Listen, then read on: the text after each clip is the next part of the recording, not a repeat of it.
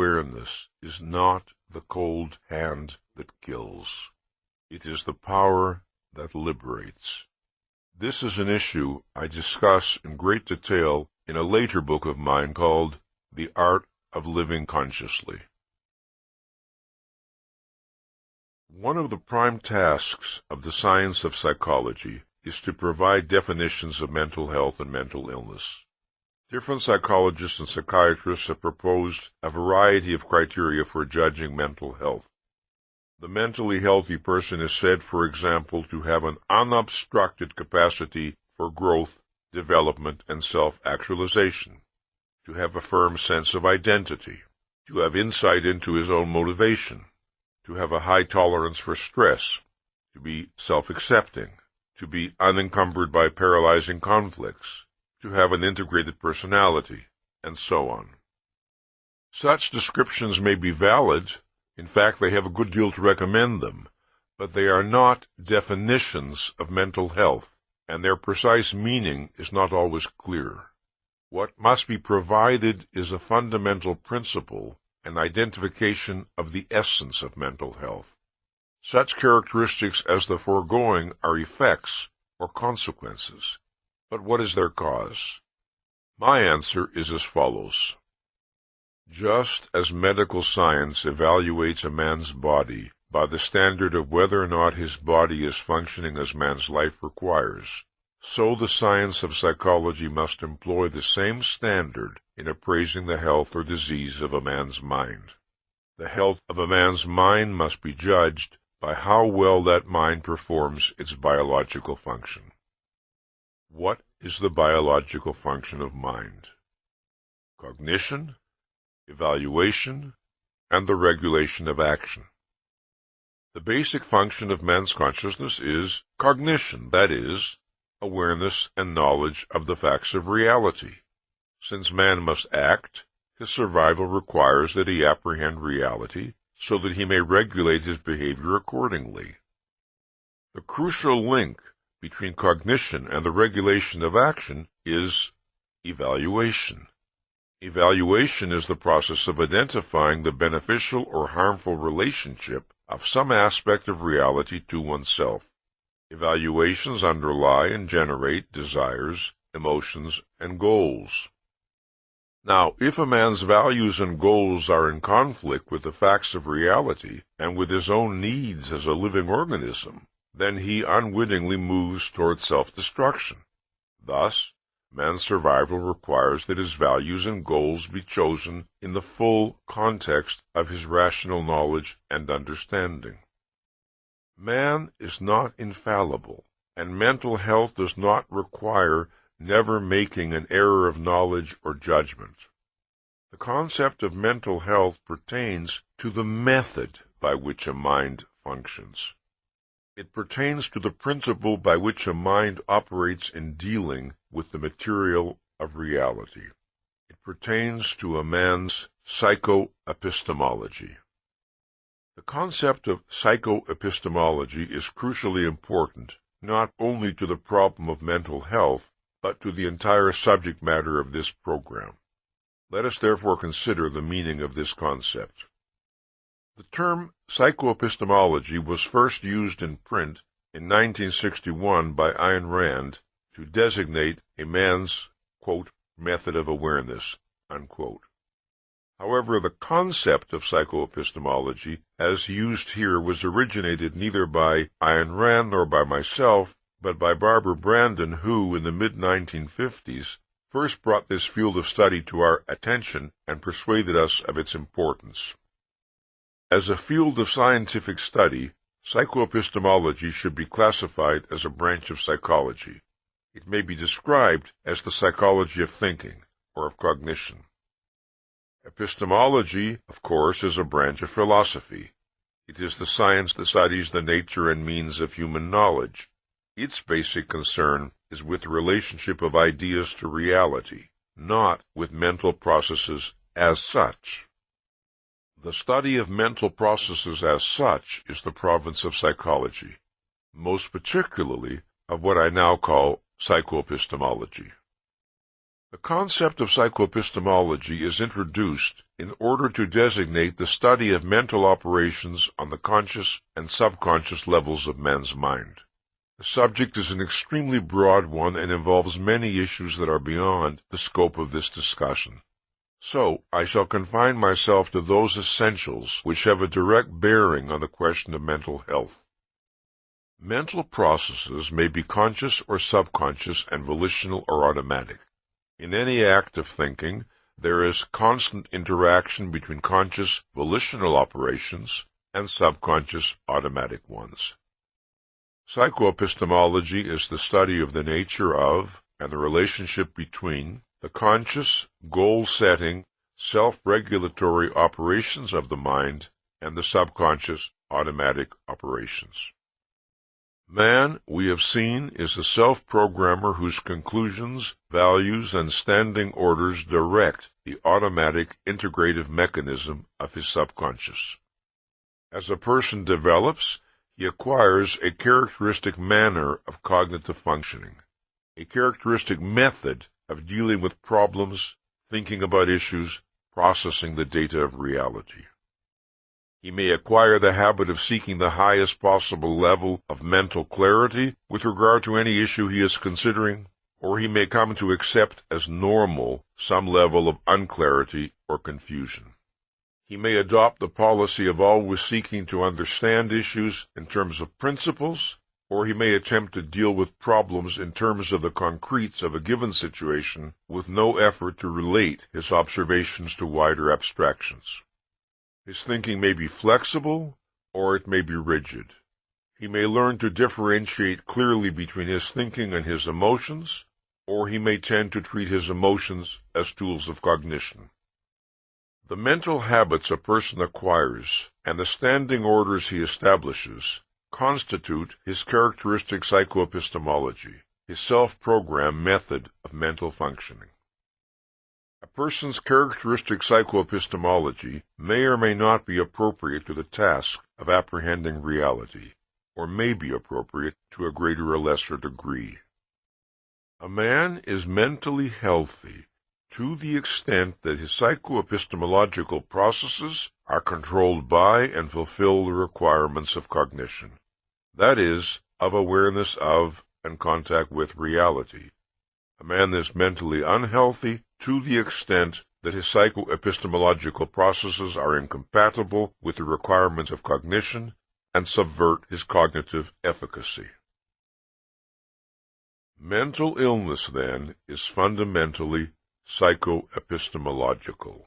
A mental disorder is a thinking disorder.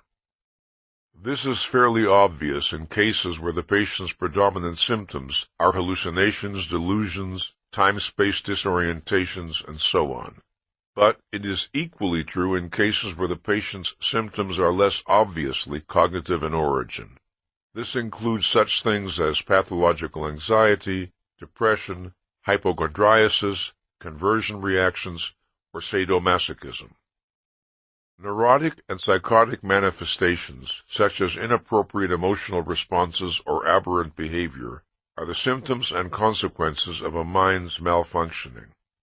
But the root problem is always the mind's alienation from reality in some form to a greater or lesser extent. Consider, for example, a case of pathological depression. A secretary is asked by her employer to make certain that she finishes some office reports by the end of the day. She hears this request as a declaration of her incompetence and worthlessness, and she collapses in acute depression. It is misleading to say that she suffers from an emotional disorder. She suffers from a psychoepistemological disorder. Her problem lies in the mental processes by which she interprets the things she perceives and hears. Her problem lies in the mental processes generating her emotions. Once such disturbed emotions are generated, they tend to have a negative effect on the person's thinking, which then leads to further disturbed emotions and so on. This is one of the ways in which harmful psychoepistemological policies are self-reinforcing and self-perpetuating. But Disturbed emotions do not create the initial problem. The initial problem creates the disturbed emotions. The same principle applies to behavior. If a man is dishonest, parasitical, and exploitative in his human relations, it is not his behavior that constitutes his mental illness, but the psychoepistemological policies behind his behavior. It should be noted that mental illness is not indicated by a man's momentary loss of cognitive contact with reality, such as might occur under the impact of a violent emotion. Mental illness implies the presence of enduring obstructions to a mind's cognitive efficacy. Mental illness implies the presence of automatized or partially automatized obstructions to conceptual integration, which in simpler language means to clear awareness. Mental health is unobstructed cognitive efficacy. Unobstructed cognitive efficacy requires and entails intellectual independence. A doctrine that is subversive of intellectual independence is subversive of mental health. Now, closely related to the concept of mental health is that of psychological maturity. Maturity, in the broadest sense, is the state of being fully grown or developed. A living organism is mature when its normal process of development is completed and it functions on the adult level appropriate to its species. Psychological maturity, then, is a concept pertaining to the successful development of man's consciousness. At first, a child knows only perceptual concretes. He does not know abstractions or principles. His world is only the immediate now. He cannot think, plan, or act long range. As the child grows, his intellectual field widens. He learns language, he begins to grasp abstractions, he generalizes, he makes increasingly subtle discriminations, he looks for principles. He rises from the sensory-perceptual level of consciousness to the conceptual level. The basic index of successfully achieved adulthood is the policy of conceptualizing. All other aspects of psychological maturity are derivatives and consequences of developing one's conceptual faculty. There is an aspect of psychological maturity that is profoundly important and that few adults fully achieve. It pertains to one's attitude toward the unknown, not toward knowledge which has not yet been discovered by anyone, but toward knowledge which is available, but which one does not possess. To a child, the world around him is an immense unknown. He is aware that adults possess knowledge far in excess of his own, and that there are many things he is not yet able to understand. He tells himself, in effect, I will have to wait until I grow up. There are many things I cannot understand now. They are known to other people, but they are beyond me at present.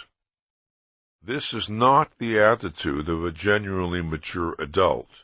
An adult, too, of course, may recognize that there are things he does not yet know and needs to learn.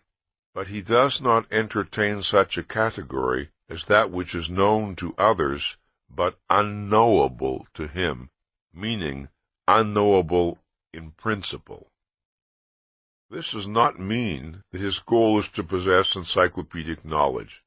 It means rather that within the sphere of his first-hand concerns, of his own actions and goals, he regards himself as competent to know that which he needs to know, and to acquire whatever knowledge his interests and purposes demand. It means that he does not resign himself to the permanently unknown, when and if the knowledge is available and is relevant to his activities. It means that he does not regard himself as a second-class citizen psychoepistemologically. It is this attitude, consistently maintained, that marks a man's entry into full adulthood, that is, into full self-responsibility. There is no value judgment more important to man, no factor more decisive in his psychological development and motivation, than the estimate he passes on himself. This estimate is ordinarily experienced by him not in the form of a conscious, verbalized judgment, but in the form of a feeling that can be hard to isolate and identify because he experiences it constantly. It is part of every other feeling. It is involved in his every emotional response. The nature of his self-evaluation has profound effects on a man's thinking processes, emotions, desires, values, and goals. It is the single most significant key to his behavior. To understand a man psychologically, one must understand the nature and degree of his self-esteem and the standards by which he judges himself. Man experiences his desire for self-esteem as an urgent imperative, as a basic need. Whether he identifies the issue explicitly or not, he cannot escape the feeling that his estimate of himself is of life and death importance. At 3 o'clock in the morning, at some level, that is a fact we are all aware of. So intensely does a man feel the need of a positive view of himself that he may evade, repress, distort his judgment, disintegrate his mind. This in order to avoid coming face to face with facts that would affect his self-appraisal adversely. A man who has chosen or accepted irrational standards by which to judge himself can be driven all his life to pursue flagrantly self-destructive goals. This, in order to assure himself that he possesses a self-esteem which in fact he does not have. If, and to the extent, that men lack self-esteem, they feel driven to fake it, to create the illusion of self-esteem. Thus they condemn themselves to chronic psychological fraud. Self-esteem has two interrelated aspects or components. It entails a sense of personal efficacy and a sense of personal worth. It is the integrated sum of self-confidence and self-respect. It is the conviction that one is competent to live and worthy of living.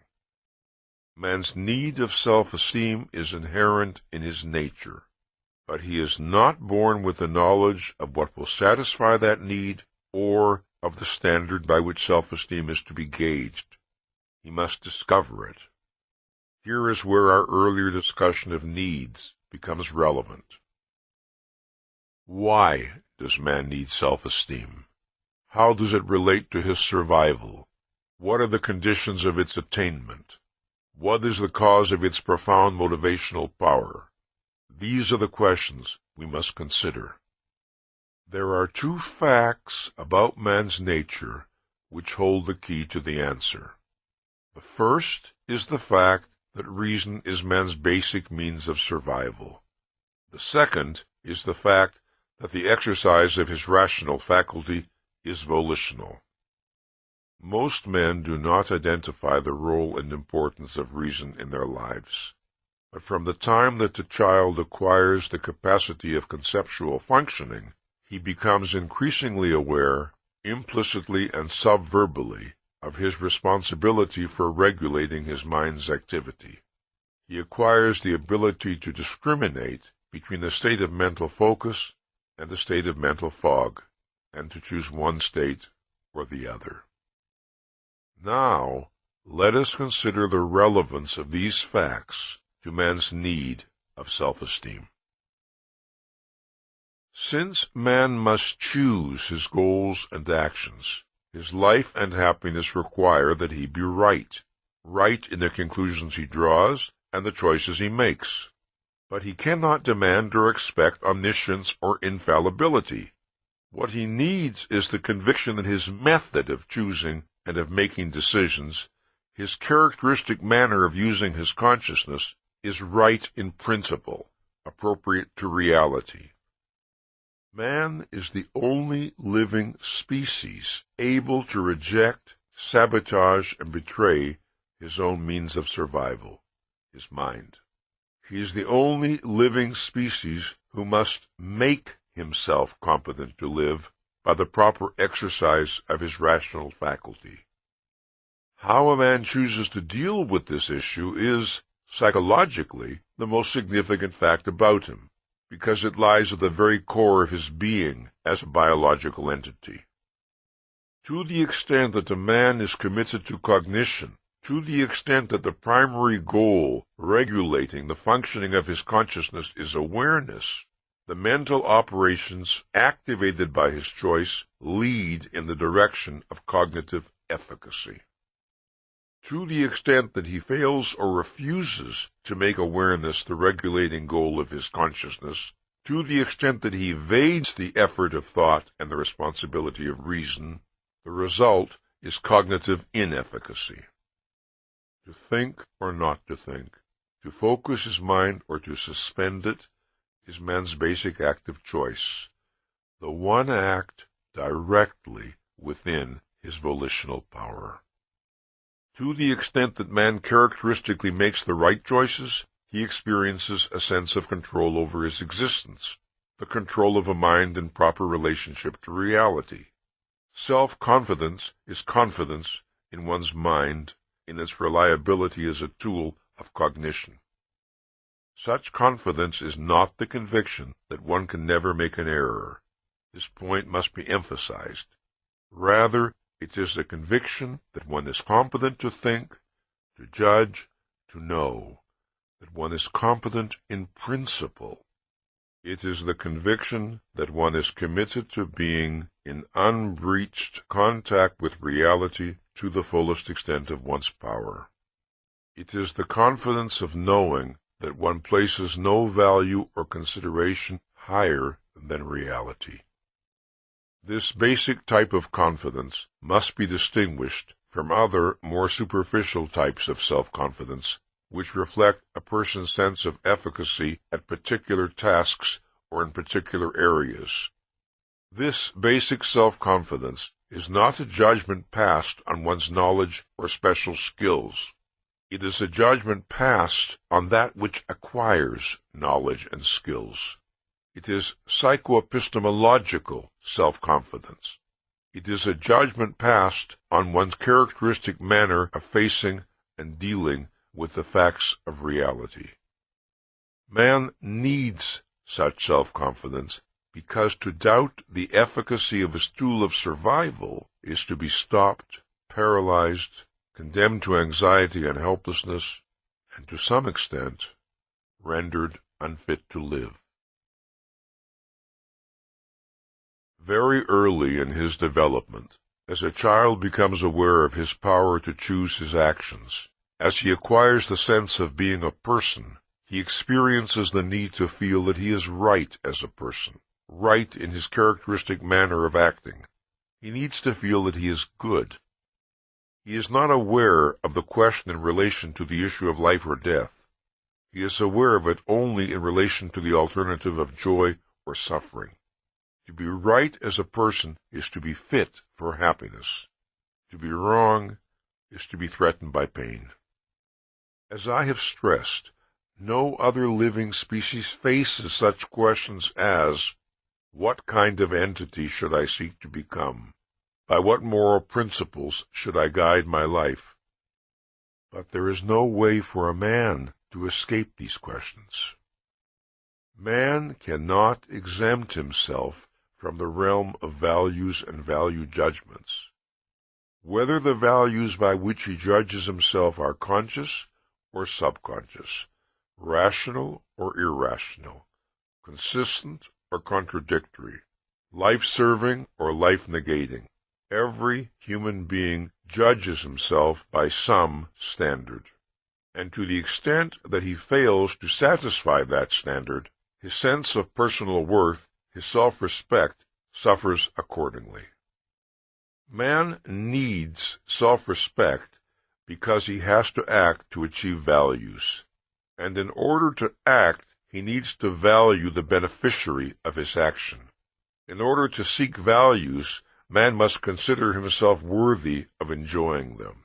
In order to fight for his happiness, he must consider himself worthy of happiness. The two aspects of self-esteem, self-confidence and self-respect, can be isolated conceptually, but they are inseparable in a man's psychology. Man makes himself worthy of living by making himself competent to live, by dedicating his mind to the task of discovering what is true and what is right, and by governing his actions accordingly. If a man defaults on the responsibility of thought and reason, thus undercutting his competence to live, he will not retain his sense of worthiness. If he betrays his moral convictions, thus undercutting his sense of worthiness, he will not retain his sense of competence. The root of both aspects of self-esteem is psychoepistemological. Such, in briefest essence, are the nature and causes of man's need of self-esteem. If man is to achieve and maintain self-esteem, the first and fundamental requirement is that he preserve an indomitable will to understand. The desire for comprehension of that which falls within the range of his awareness is the guardian of man's mental health and the motor of his intellectual growth. The potential range of a man's awareness depends on the extent of his intelligence, but the principle of the will to understand remains the same on all levels of intelligence. It requires the identification and integration to the best of a man's knowledge and ability of that which comes into his mental field. Unfortunately, this attitude is usually relinquished or breached very early in a person's life. Then the person adjusts to the sense of living in an unintelligible, bewildering, and frightening universe in which cognitive self-confidence is impossible. Sometimes the cause is a volitional default on the part of the child, an attitude of irresponsible passivity and dependence. Sometimes the cause is the child's desire to indulge in wishes or actions he knows to be irrational, which requires that a policy of evasion be instituted, which requires that the will to understand be suspended. However, often the causes are much more complex. Take, for instance, the case of a child who comes up against human irrationality with which he does not know how to cope. A child may find the world around him, the world of his parents and other adults, incomprehensible and threatening. Many of the actions, emotions, ideas, expectations, and demands of the adults appear senseless, contradictory, oppressive, and bewilderingly inimical to him. After a number of unsuccessful attempts to understand their policies and behavior, the child gives up, and, here is the tragedy, takes the blame for his feeling of helplessness. He may react with anger or hostility or anxiety or depression or withdrawal, but, consciously or subconsciously, he takes his failure to understand as a reflection on himself. He concludes that there is something wrong with him, that he is intellectually or morally deficient in some nameless way. Gradually, he gives up the expectation that he will ever be able to make sense of the world around him. He resigns himself to living with the permanently unknowable. A child is vulnerable because he is not yet able to recognize clearly and unequivocally that his elders are irrational. He cannot grasp their motives. He knows they know more than he does, but he senses that there's something terribly wrong with them, or with himself, or with something. What he feels is, I'll never understand people, I'll never be able to do what they expect of me, I don't know what's right or wrong, and I'm never going to know. So long as a child continues to struggle, so long as he does not give up the will to understand, he is psychologically safe, no matter what his anguish or bewilderment, because in that case, he keeps his mind and his desire for efficacy intact.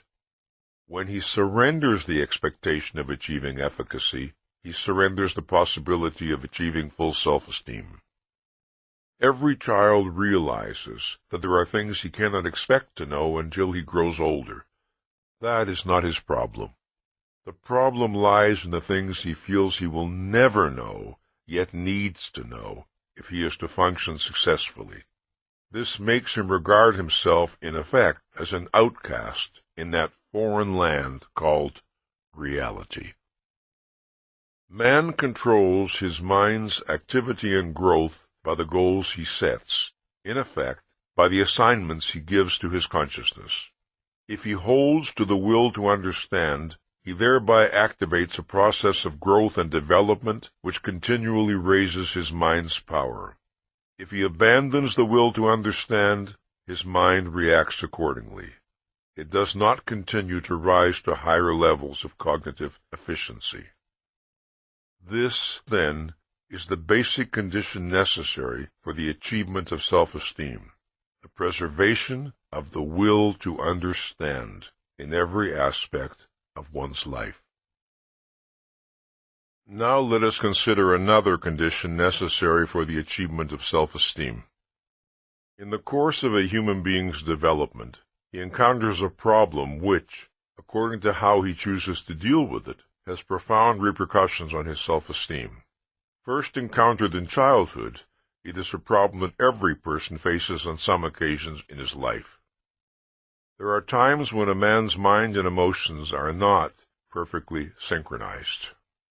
He experiences desires or fears that clash with his rational understanding, and he must choose to follow either his rational understanding or his emotions.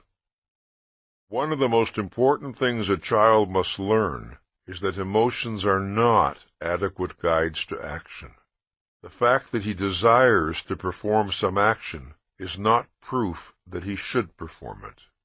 The fact that he fears to perform some action is not proof that he should avoid performing it.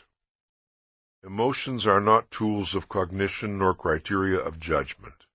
The ability to distinguish between knowledge and feelings is an essential element in the process of a mind's healthy maturation. It is vital for the achievement and preservation of self-esteem. Self-esteem requires and entails what I call cognitive self-assertiveness, which is expressed through the policy of thinking, judging, and governing action accordingly. To sacrifice one's mind in favor of feelings one cannot justify or defend is to subvert one's self-esteem. If a man permits himself to be carried along passively by feelings he does not judge, he loses the sense of control over his existence that is essential to self-esteem. A child at first is not aware of such a dichotomy as valid desires versus invalid desires. He comes to learn from his experiences and from the teachings of his parents that some of the things he desires are good for him and others are not. Later he learns another subtler distinction. He is entitled to some of the things that he desires, but not to others. Thus he comes to learn that the validity of his desires must be judged. Consider the case of a child who is tempted to steal the toy of a friend. He hesitates because he knows that he has no right to the toy, and that he would be indignant if his friend were to steal one of his toys. But he wants this particular toy, so he evades his knowledge and commits the theft. Within a few months he forgets about the incident, but its consequences are not ended. Wordlessly registered in his mind is the principle that it is permissible at times to ignore knowledge and facts in order to indulge a desire. This is the legacy of his theft. This, plus a residue of vague, nameless guilt, the sense of some inner uncleanliness, the state of a mind learning to distrust itself. He is free subsequently to repudiate this principle consciously and expunge it from his psychology. But if he fails to do so, if instead he reinforces it by repeated acts of evasion and irrational emotional indulgence, he undermines his self-esteem still further. How badly his self-esteem is damaged will depend on the frequency of his evasions, the extent of the knowledge he evades, and the nature of the desires he indulges. Some offenses are clearly more serious than others. If a person develops healthily, mind and emotions tend to achieve harmony. He is not chronically torn by conflicts between his desires and his knowledge. But no matter how well integrated a person may be, the process of holding and integrating the full long-range context of his knowledge is not automatic or infallible. Thus, a man always has the responsibility of monitoring and appraising his desires. The majority of men as adults suffer from a significant deficit of self-esteem. The senseless tragedy of their lives is that most of them betrayed their mind not for the sake of gratifying some violent, if irrational passion, but for the sake of indulging meaningless or senseless whims that they can no longer remember. They betrayed their minds for the sake of being free to act on the impulse or spur of the moment without the responsibility of awareness or thought. They betrayed their minds more often than not over trivia. If it is psychologically disastrous to reject one's mind under the pressure of irrational desires, there is another practice which is perhaps more disastrous still, and that is rejecting one's mind under the pressure of fear. The sacrifice of one's mind to fear is a form of self-abnegation. Now, of course, the experience of fear per se is not abnormal or pathological. In many instances, fear has a definite value. It can activate man to cope with some danger. What is crucial for man's psychological well-being is his attitude toward fear, his method of dealing with it. For instance, it is very common for young children to have the experience of being frightened by a barking dog, but children can react to this experience in different ways. One child may be careful to avoid the dog as a practical precautionary measure. Later, he may learn that the dog is not harmful but playful and may make himself approach the dog and pat him until all fear is gone. Another child may avoid the dog after the first encounter, but continue to whimper and whine whenever he sees or hears the dog, even at a great distance. No amount of evidence that the dog is friendly alters his attitude. The difference in their reactions reflects the different attitudes they adopt toward their fear. The first child, even though afraid, remains in cognitive control. He does not permit the fear to overwhelm his consciousness. Consequently, he does not regard the fear and his avoidance of the dog as a reflection on himself or on his personal worth. He is able to grasp, when the evidence presents itself, that the dog is not in fact a danger to him, and his policy toward the dog changes accordingly. But the second child, overwhelmed by fear, his self-awareness is reduced to a sense of all-encompassing helplessness. Nothing is real to him, nothing matters, except that he is afraid. That is why his mind is not open to evidence that could change his policy toward the dog. In the life of a young child, a certain amount of fear is to be expected. Normally and healthily, with the growth of his knowledge and abilities, these fears are overcome and left behind, so that, with the transition to adulthood, fewer and fewer things have the power to invoke fear in him. The extent to which a child follows this course to full maturity depends on the policy he adopts for dealing with his fears.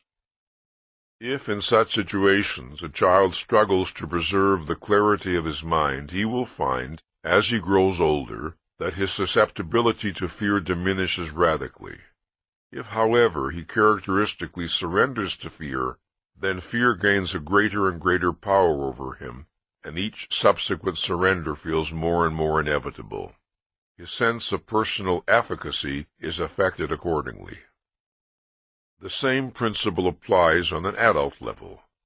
For example, a man may remain silent and passively unprotesting when things which he values are being attacked, through fear of not belonging or not being accepted. Or a man may retreat from the challenges of life and bury himself in the safety of the familiar, through fear of failure or of making mistakes. or a woman may repress her desire for a career through a fear of being considered unfeminine.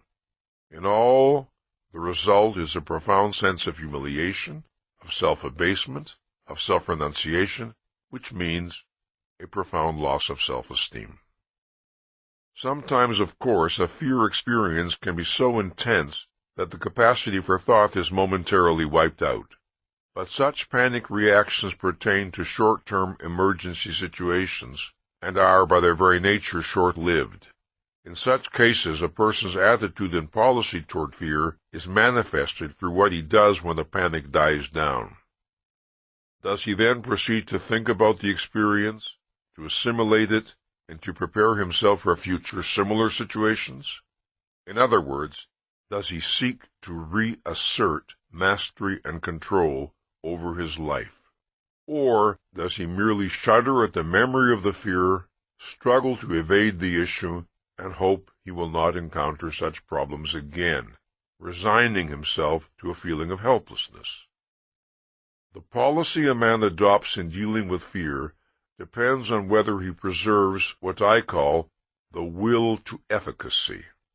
It depends on whether he preserves the value of self-confidence as a goal not to be relinquished, and consequently regards a state of fear as temporary and abnormal and as that which he must overcome.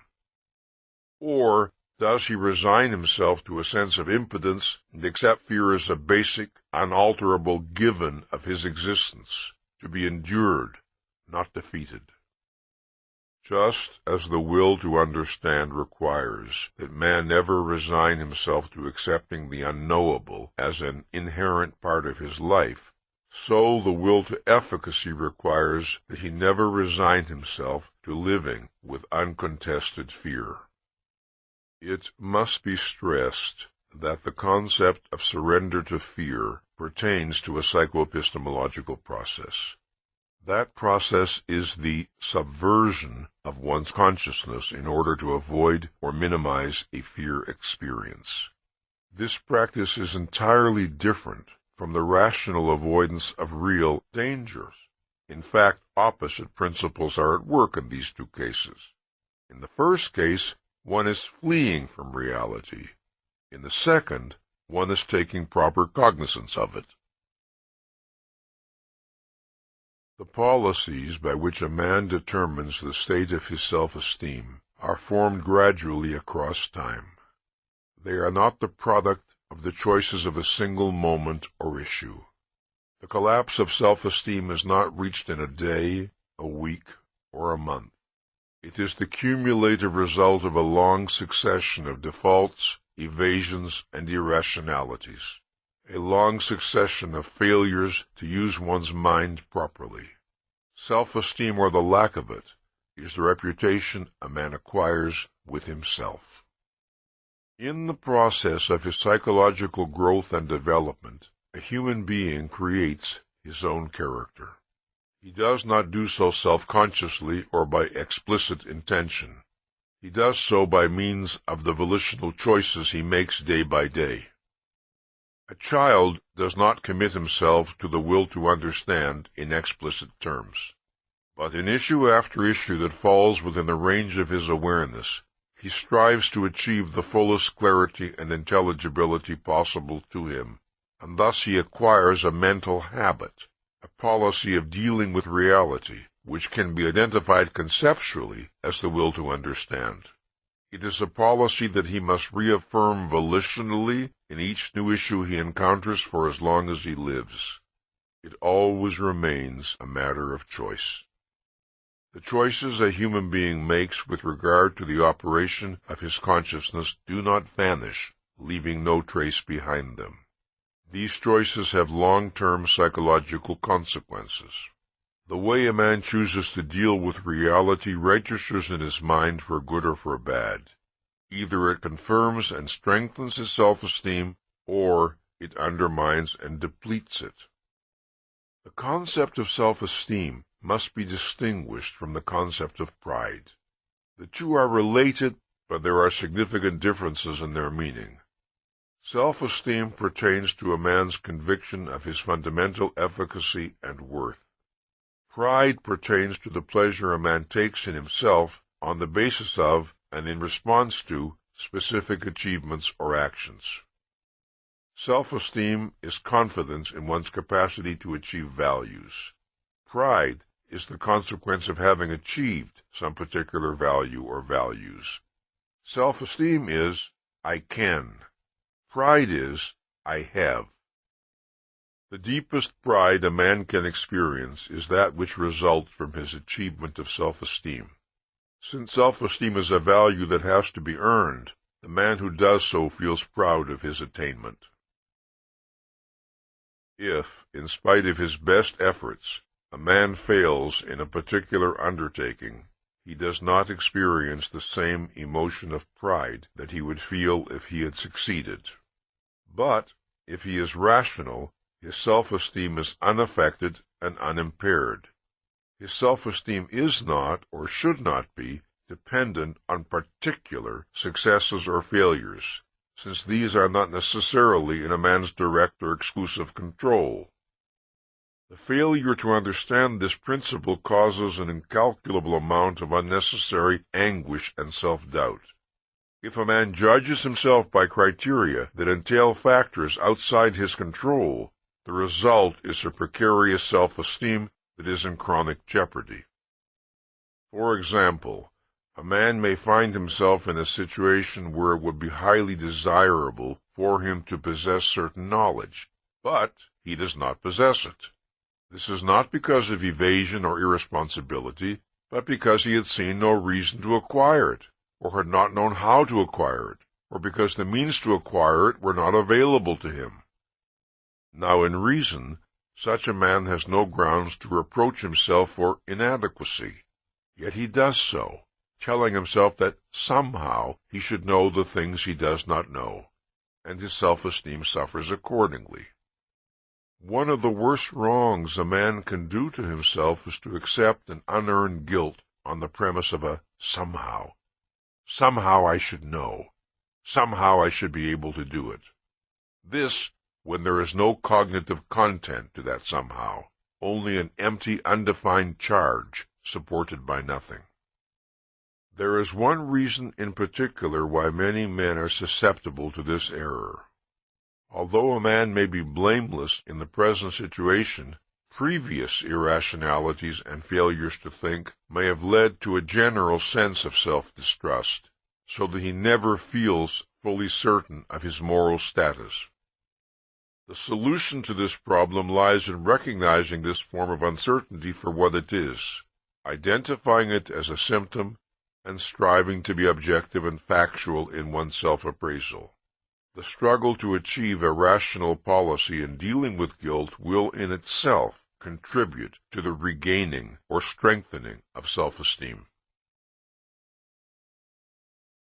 In analyzing the psychology of self-esteem, one of the most important aspects to consider is the relationship of self-esteem to productive work, and more broadly, to the growth and exercise of a man's mental abilities. When I discussed earlier the concept of efficacy, I was speaking of what might be called metaphysical efficacy. This is the kind of efficacy which pertains to a man's basic relationship to reality and reflects the reality-oriented nature of his thinking processes. But there is another sense in which the concept of efficacy may be used. It may refer to a man's effectiveness in specific areas of endeavor, resulting from particular knowledge and skills he has acquired. I shall designate this latter type as particularized efficacy. The kinds of particularized efficacy men acquire, the specific skills they attain, vary according to their interests, values, context, and knowledge. By contrast, metaphysical efficacy is not confined to any particular form of activity. It is applicable to every form of rational endeavor. Self-esteem is not a value which, once achieved, is maintained effortlessly and automatically thereafter. As in the case of every value of a living organism, Action is necessary, not only to gain it, but also to keep it. Just as the breathing a man does today will not keep him alive tomorrow, so the thinking a man does today will not preserve his self-esteem tomorrow, if he then chooses to evade, to stagnate mentally, to arrest and subvert his rational faculty. Man maintains his metaphysical efficacy by continuing to expand his particularized efficacy throughout his life. That is, by continuing to expand his knowledge, understanding, and ability. Continual intellectual growth is a necessity of self-esteem, as it is a necessity of man's life. When man discovered how to make fire to keep himself warm, his need of thought and effort was not ended. When he discovered how to fashion a bow and arrow, his need of thought and effort was not ended. When he discovered how to build a shelter out of stone, then out of brick, then out of glass and steel, his need of thought and effort was not ended. When he moved his life expectancy from 19 to 30 to 40 to 60 to 70, his need of thought and effort was not ended. So long as he lives, his need of thought and effort is never ended. The desire to grow in knowledge and skills, in understanding and control, is the expression of a man's commitment to the life process and to the state of being human. If and when a man decides that, in effect, he has thought enough, that no further learning is necessary, that he has nowhere to go and nothing to achieve, then he has decided, in fact, whether he recognizes it or not, that he has lived enough. Stagnant passivity and self-esteem are incompatible. The foregoing should not be taken to mean that for the psychologically healthy man, life consists exclusively of problem-solving, productive work, and the pursuit of long-range goals. No. Leisure, recreation, love, and human companionship are vital elements in human existence. But productive work is the process through which a man achieves that sense of control over his life which is the precondition of his being able fully to enjoy the other values possible to him. The man whose life lacks direction or purpose, the man who has no productive aim, necessarily feels helpless and out of control. The man who feels helpless and out of control feels inadequate to and unfit for existence.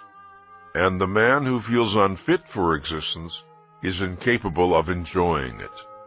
A productive purpose is a psychological need. To live purposefully and productively is a requirement of psychological well-being. The earliest self-generated pleasure of a human being's life is the pleasure of gaining a sense of control, a sense of efficacy.